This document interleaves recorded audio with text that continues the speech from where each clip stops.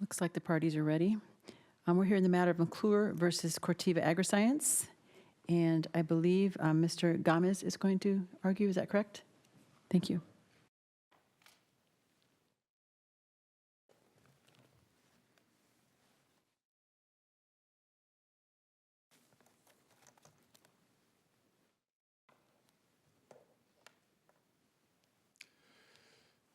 Thank you, Madam Chief Justice, and may it please the court, counsel.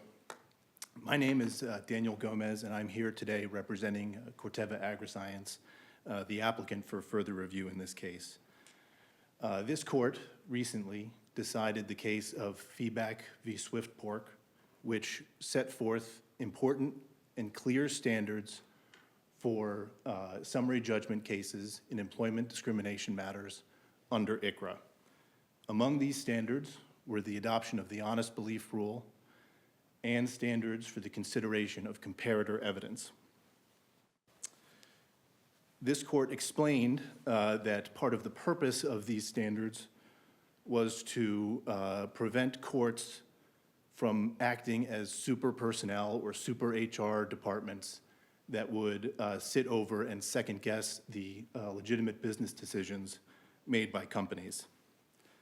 The Court of Appeals in this case has made several what we believe to be errors that we've described in our briefing, which would have exactly that impact, which would gut the standards set forth in Feedback and invite courts to second guess business decisions.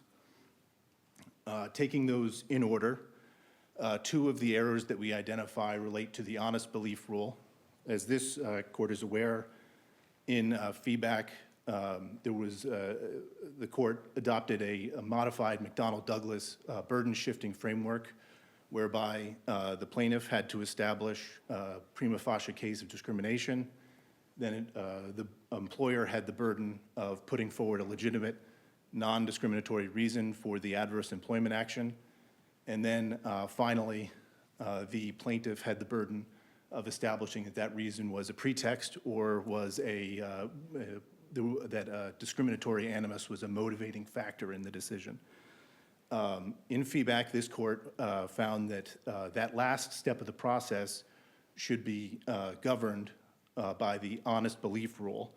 And the Court of Appeals, as I mentioned, made two separate errors. The first is that it shifted the burden from the employee, from the plaintiff, to the employer, to the company.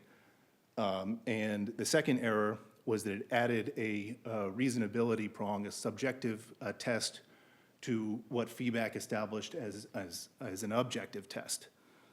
And so as a result, under Feedback... So you're suggesting that the Court of Appeals shifted the burden. On page 20 of their opinion, they say that under the honest belief rule, McClure must provide evidence that Corteva did not act in good faith. And then they go on to say, but Corteva could still prevail on summary judgment. So at first they're saying that McClure had to provide evidence that they were not acting in good faith with respect to whether or not his continued employment was a safety risk.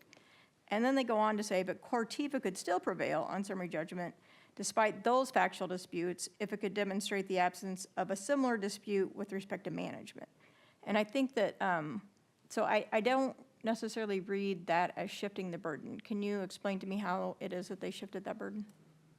Well, I believe that the analysis should end once the employee has been able to establish that the employer did not have a good faith, honest belief in the legitimate reason. Although I will admit that the bigger piece of the issue is less the shifting of the burden and more the addition of the reasonability analysis, which I think materially changes the analysis that the Court of Appeals engaged in.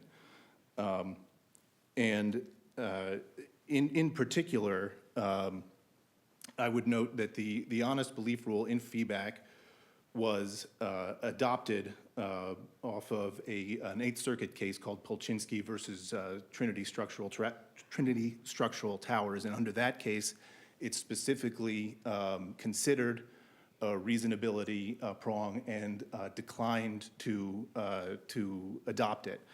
And in that case explained that merely proving that a company made a mistake or believed something unreasonably is not enough to prove that they were discriminatory.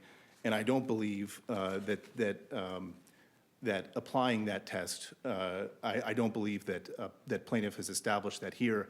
And in particular, I would cite to one particular example, which I think is a very clear analog to what happened in feedback. So in our case, there was an incident where Mr. McClure was in the back of a flatbed truck. The truck should have been secured to the dock. If it had, there would be a light indicator that would indicate that the truck was locked.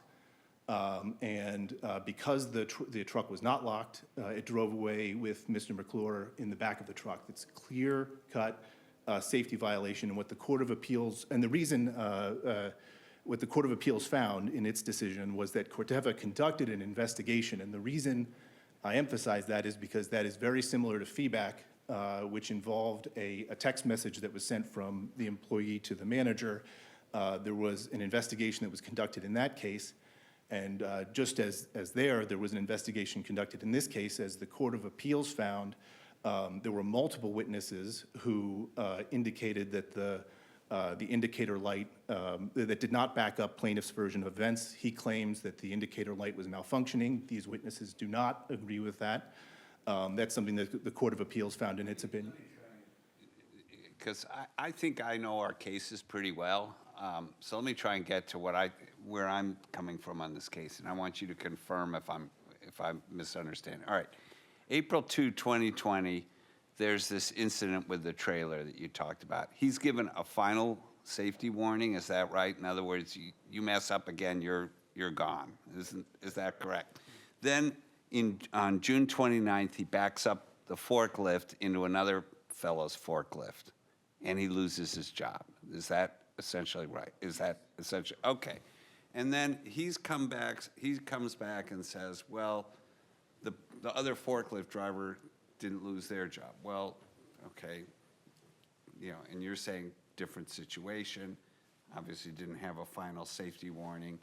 And then he also has this evidence of some people who came in and have given affidavits and say, I'm not really being treated fairly at Corteva, but it's kind of general.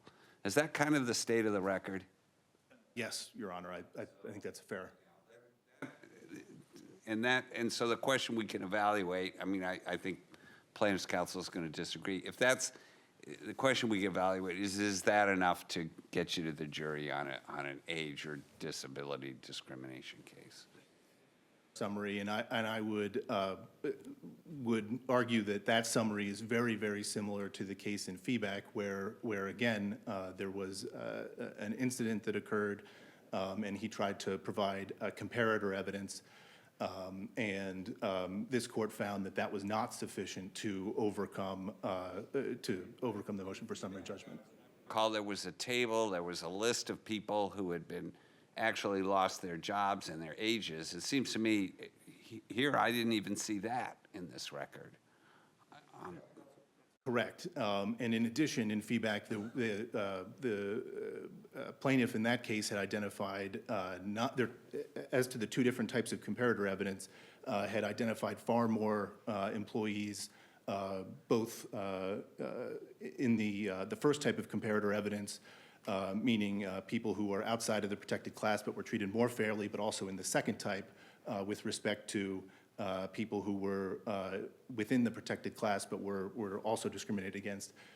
Just to amplify that point, I believe in feedback he had identified 9 individuals. Here there are only 3. So I would agree that when compared with feedback, there are remarkable similarities, and to the extent that there are differences, it very much goes in favor of the company. Question. I thought there was at least a comparator that was identified with respect to the loading dock kind of safety violation. Is that not right? Is correct. A younger employee who did something similar but was not issued a warning. Is that right?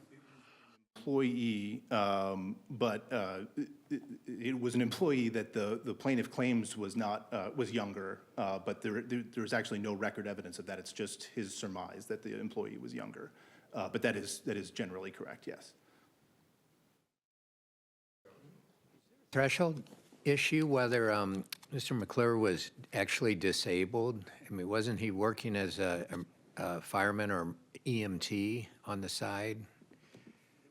Respect to his disability claim, so there are two claims at issue. There's an age discrimination claim and a disability discrimination claim. And with respect to the disability discrimination claim, we do believe that there is that threshold issue. As we identified in the brief, there's a long line of cases that say that when someone is claiming a disability based off of a substantial limitation on their ability to work, that in order to meet that standard, they have to provide, in general, some form of record evidence to that effect. We cite in our brief to the Probasco case. It involved someone who had bronchitis, and the only record evidence that they had in that case were limitations to jobs that person simply wasn't qualified for. It makes a valid point that, you know, since Probasco was decided, we decided, I think the Schwann's case, where, you know, we said that, in effect, we were going to read the 2008 federal amendments, I think it's 2008, into our civil rights statute, even though we hadn't, the legislature hadn't adopted them in Iowa. So their argument is Probasco's out of date. So how do you respond to that? Respond that as I read the Goodpaster v. Schwann's case, that's not the case, both in the majority opinion and in the dissent. The dissent discusses these cases at length.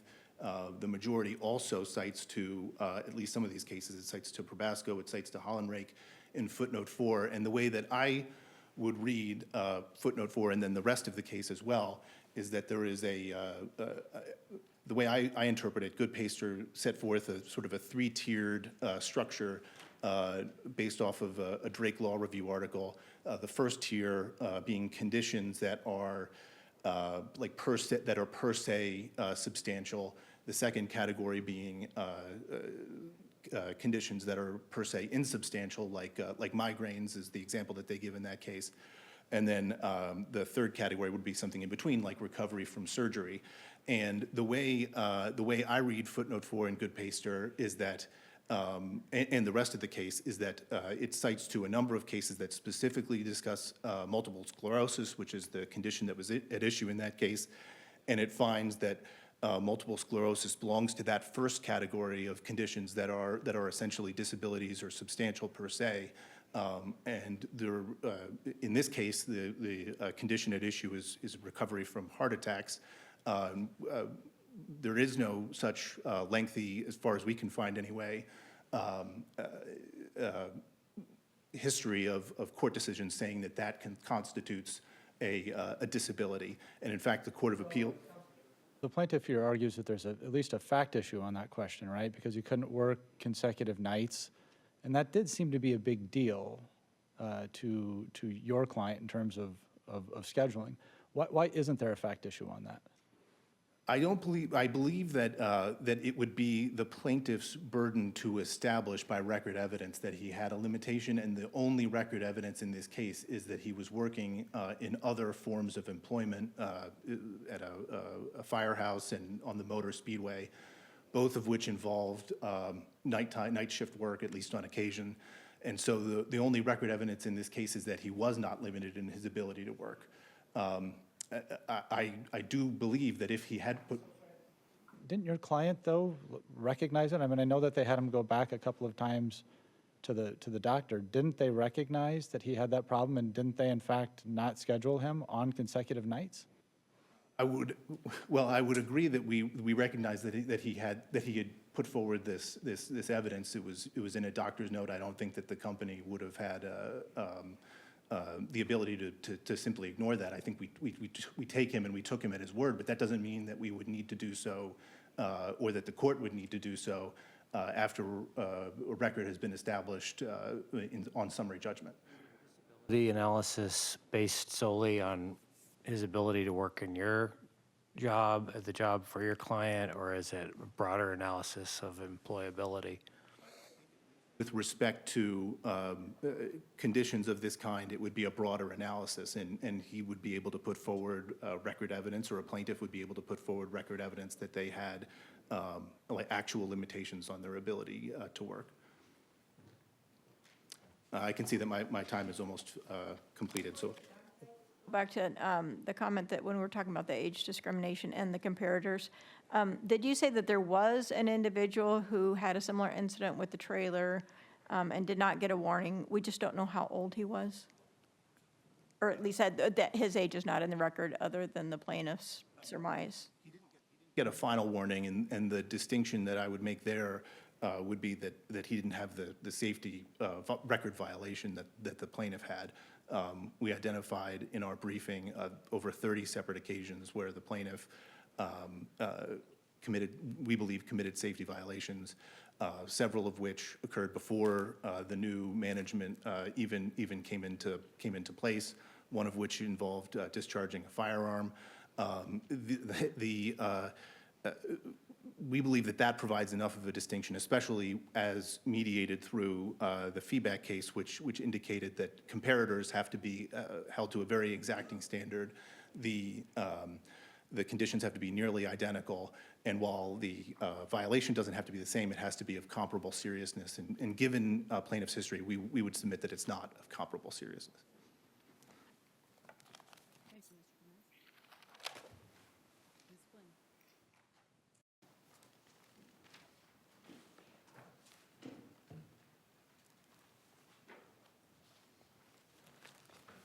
Good afternoon. May it please the court, counsel.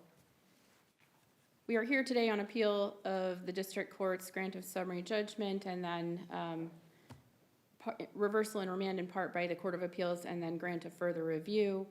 I'm going to try to fast forward a little bit to some of the issues that I've heard. I had framed a lot of this up under the honest belief issue under feedback, but I think it also goes to the existence of evidence of discrimination both under age and disability. So if you permitted me to do that, I will start that way. I think what we have here is a case where the employer did not honestly believe the legitimate reasons it proffered. In other words, they said that Mr. McClure was not a safe employee, he was not meeting job expectations. What we see, and when reading the record, is an effort to create a paper trail on an employee that was disliked for his disabilities. There's email traffic by plant manager Dan Deerkoop consistently requesting information on the disability restrictions, questioning his entitlement to them, even questioning his time off after his second heart attack. This is consistent. I agree with you that, but for all that to be relevant, he still has to be disabled, right? And I mean, I did realize that at a certain point we were essentially talking about the dissenting opinion and the majority opinion of Goodpaster when we were citing two cases like Probasco and other cases within that dissent.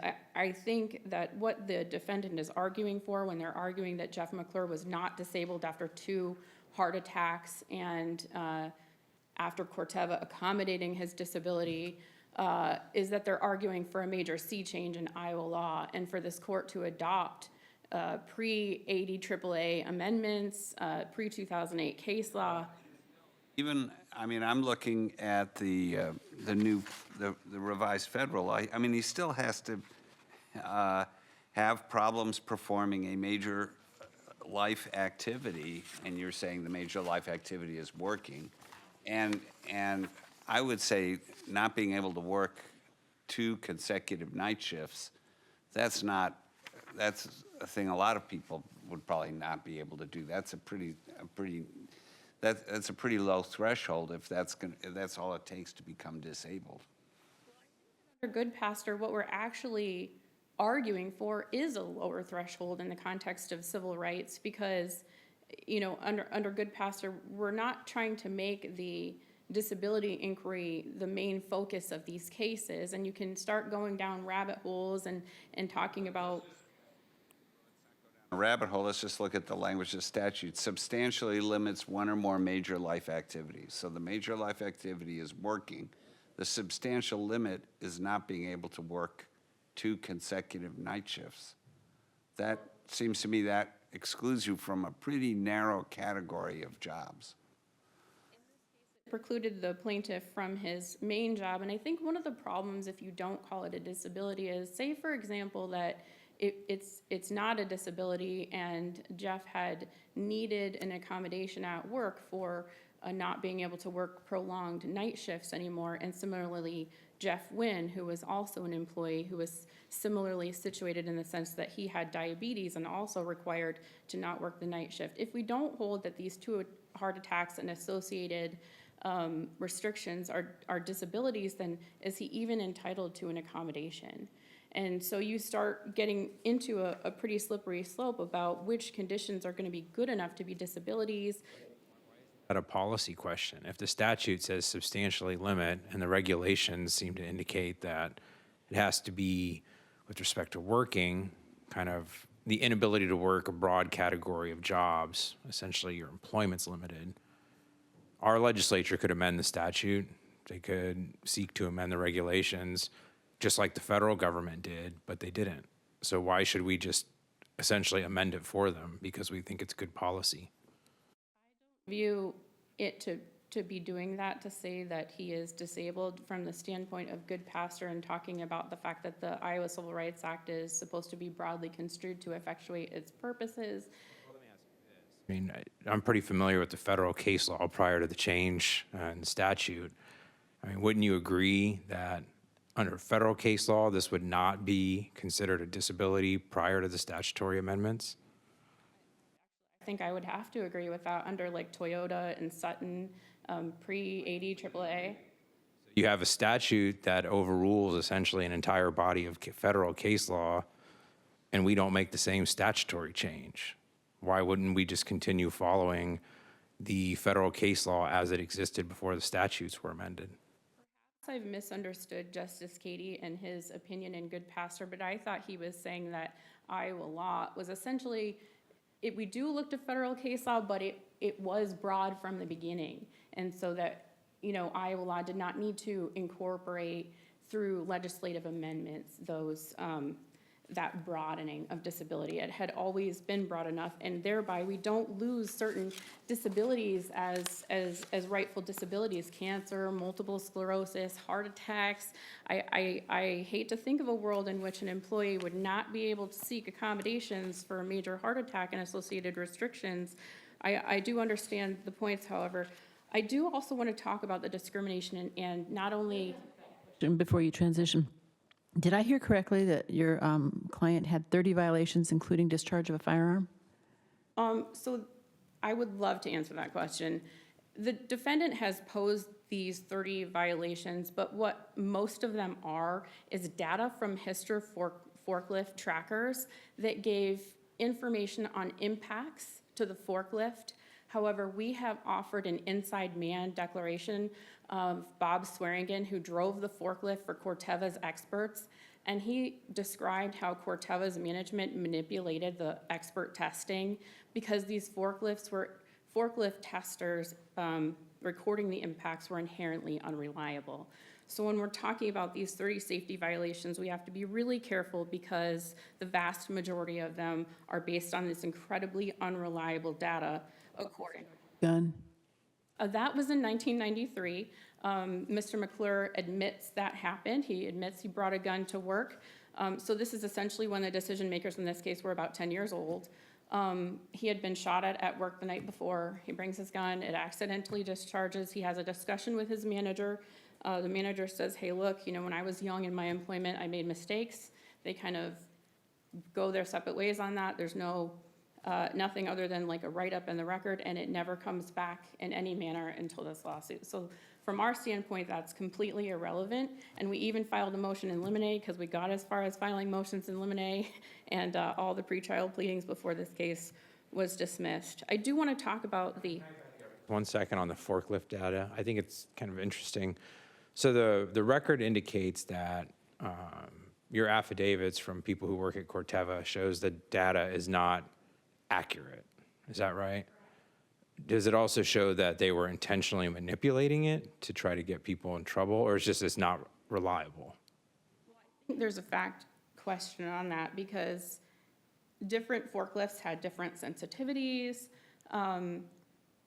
At least during the expert testing of the forklifts that was going to be used at trial for Corteva, they were absolutely manipulating it. So Dan Deerkoop was telling the forklift driver, Bob Swearingen, that you should go slower so that you don't set off an impact. And what would set off these impacts is even something as simple as driving in and out of a trailer. Evidence that they were manipulating the data with respect to your client's driving history. However that was measured, they weren't falsifying data. There's no evidence of that in the record. As I'm thinking about that issue through feedback, I'm not sure that it matters if the forklift data is unreliable. If this is the metric that they've chosen to use, whether it's a good one or a bad one, that's what they use, and that's their standard. And if he's not meeting the standard, he may say, well, you should get better technology and better data, but I don't see why that's relevant in terms of a fact issue to go to trial. Does get to the feedback analysis, and that's where it's important that Dan Deerkoop is having these discussions with the experts and with the driver for the expert testing and manipulating that testing, because I think they knew that the data was unreliable. They didn't therefore have an honest belief that Jeff was an unsafe forklift driver. I encourage the court to look at the declaration of Jeff Wynn. He was a similarly situated employee with diabetes who had a similar requests for to all these machinations to get his accommodations, similar unjustified discipline, to the point where Dan Deerkoop was saying, I couldn't hear you stop that forklift, and Dan Deerkoop was saying he didn't stop the forklift even though he was not in line of sight of Jeff Wynn.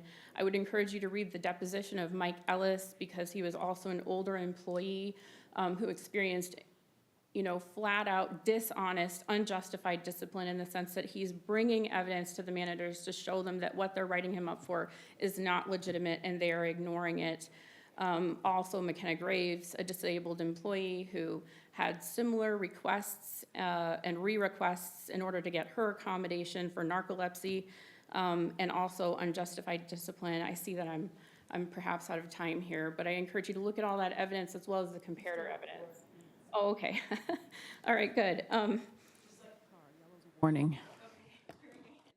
I mean, I do tend to agree with you. There is record of Corteva giving Mr. McClure a hard time about regarding his inability to work the night shifts, and that might be good evidence if you also developed a fact issue on disability. But on the age side, it seems to me the evidence it's pretty thin. I mean, help me out on that. If we conclude he's not disabled and he's left with just an age claim, help me out on that.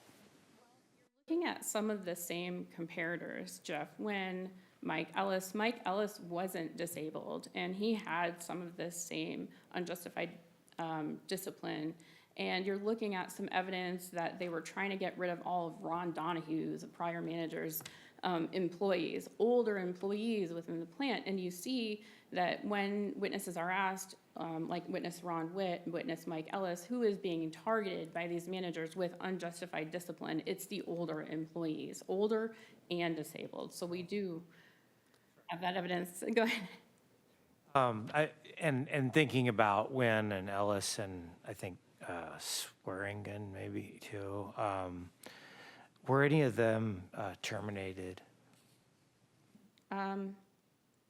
No, Mike Ellis is still employed. Bob Swearingen retired on, I don't know how his retirement terms were, and that's not on the record. Jeff Wynn constructively discharged. So I would say that that's the most similar to a termination. He essentially went through the process of Deerkoop micromanaging his requests for accommodation and couldn't really tolerate it. He got to the point where the request for accommodation was finally granted, And then he said, and then Derek Coop told him, and by the way, this is only in effect for a couple more months. And then he said, okay, well, that's when my employment is going to end because I can't put up with this anymore. So Jeff Wynn did constructively discharge. The other comparators prove. I mean, don't they disprove your case? I mean, if your claim is that they were older people who were discriminated against, but one of them is still working, I'm not sure I follow. He might still be working because I went down to Sigourney and took his deposition, and then the highlight was on him, right? Because up to that point, he'd had multiple unjustified disciplines, and also had made complaints to Human Resources where his phone calls weren't even returned. And so I don't know that it would be safe to infer one way or another from his continued employment, given all of the spotlights on him in this case, how that turns out. So I think that actually, if you look at the pattern of discrimination for employees like Mike Ellis, employees like Jeff Wynn, Ronald Witt, if you look at all of the evidence that their beliefs as to the discipline that they levied upon Jeff McClure was not honest. So we have the near-miss incident with the back of a trailer, where they don't believe him, even though there's rampant evidence that those lights and those docks were not working. And so if you're talking about sort of the old-fashioned pretext route to proving discrimination, there's a lot of it there. And then there's the forklift incident where the temporary worker was driving twice Jeff's speed, and Jeff testified that he was still when he was hit by that temporary forklift worker, and yet that worker remained employed, wasn't even taken off his forklift, and Jeff was terminated. And we are talking about summary judgment. I do just want to make that point. I know you know, but this seems ripe for a jury trial. Thank you.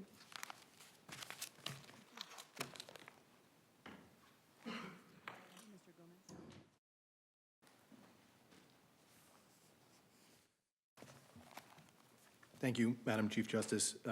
I would just like to start anyway by reiterating the beginning of my argument today, which is that there were standards that were set forth in feedback, and that the Court of Appeals decision and the arguments that plaintiff are making here, if upheld, would gut those standards and would degrade the gatekeeping function that feedback was intended to create.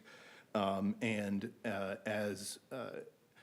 support of that, I would note that many of the arguments that a plaintiff uses and that the Court of Appeals uses are used in its decision are arguments that could be used in virtually any case. So as an example, or that could be used in either direction. So for example, one of the issues that came up early in counsel's oral argument is whether Corteva was making an effort to create a paper trail as to the violations, and this is really kind of a heads I win, tails you lose sort of argument, because on the one hand, if Corteva documents all the safety violations, then it becomes an attempt to nitpick or to fly spec an employee.